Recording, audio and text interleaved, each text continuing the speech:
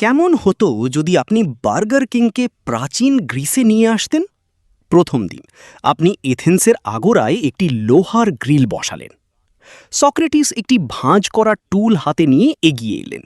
তিনি কিছুই বললেন না, শুধু আপনার দোকানের পাশে বসেই এক দৃষ্টে তাকিয়ে রইলেন। আপনি তাকে উপেক্ষা করে একটি বার্গার বানাতে শুরু করলেন।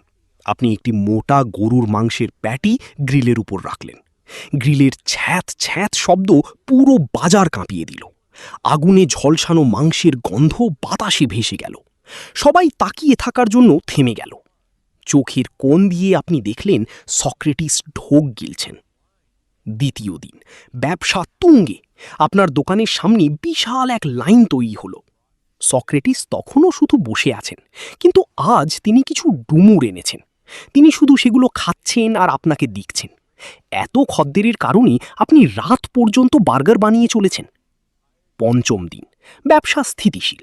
আপনি দুজন স্থানীয়কে নিয়োগ দিয়েছেন এবং দোকানটি যন্ত্রের মতো চলছে। সক্রেটিস এখনও সেখানেই আছেন। আপনি এগিয়ে গিয়ে তার হাতে একটি বার্গার তুলে দিলেন। তিনি ঠিক 20 সেকেন্ডের মধ্যে সেটি শেষ করে ফেললেন। তারপর সে তার মুখের তৃপ্তির হাসিটা মুছে ফেলি তোমার দিকে ভাবলিসহীন চোখে তাকিয়ে বলে, আমি এখনও ম্যাকডোনাল্ডসই বেশি পছন্দ করি। তুমি কিছু বলার আগেই সে দ্রুত একটা হুইপার মিল অর্ডার করে ঘুরে হেঁটে চলে যায়।